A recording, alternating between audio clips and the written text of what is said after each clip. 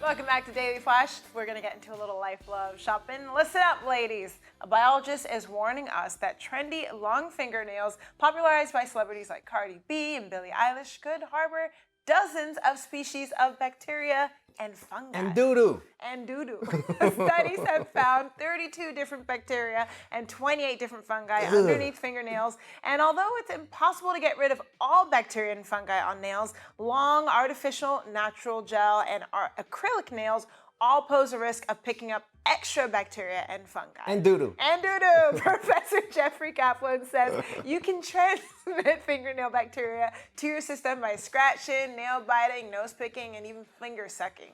The buildup may trigger an infection, which in severe cases could lead to nails being disfigured. Now, Kayla Newman, a nail technician in South Carolina, she actually disagrees with the professor. She says people with long nails are less likely to have germs beneath them because generally people who have long nails know how to maneuver with them and keep them clean. I don't know if I agree with that.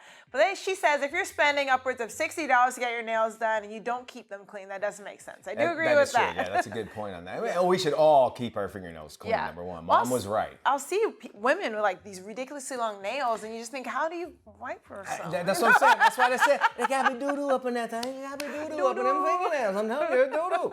And then also how they type. But I've seen like women with long fingernails and they do it like this. Like I don't, and they're just as proficient. It's amazing that they do it, but they give one heck of a back scratch. So that's right. I'm not gonna complain about that. It's that you putting doo-doo on my back. Keep that doo-doo up. No doo-doo on Mitch's back.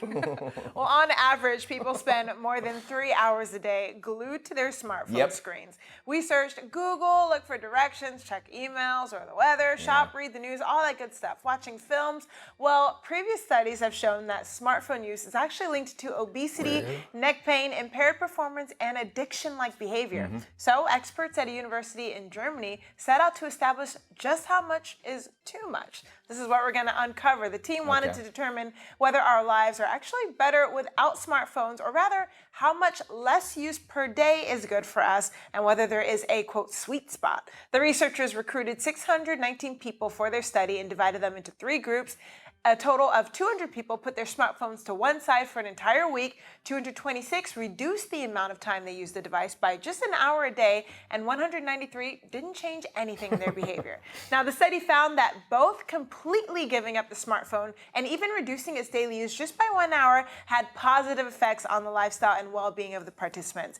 In the group who reduced the use, these effects even lasted longer and were thus more stable than in the abstinence group. Interesting. It makes complete sense. I think they said 78 times a day your phone is locked and open it up. That doesn't mean how many times you're opening it up a day. 78 times a day, the average phone is unlocked so you can get to it. And I think it is a obsessive behavior because I don't know what to do. I have to fill this moment. I go to my phone. And then we're down that rabbit hole. I mean, I'm guilty of it. I'm not preaching to the crowd or whatever.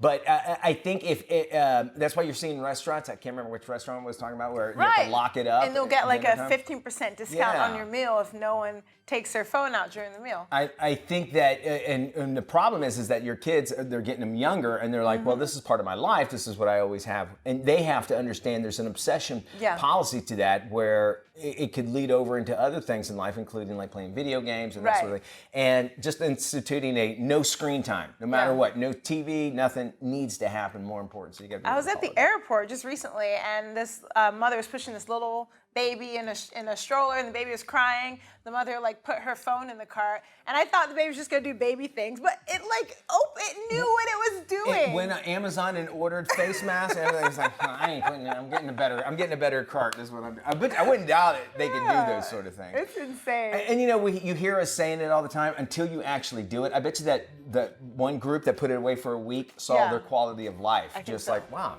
I don't know if I could do that, but I commend them. Indeed so. Maybe an hour, less than an hour less a day.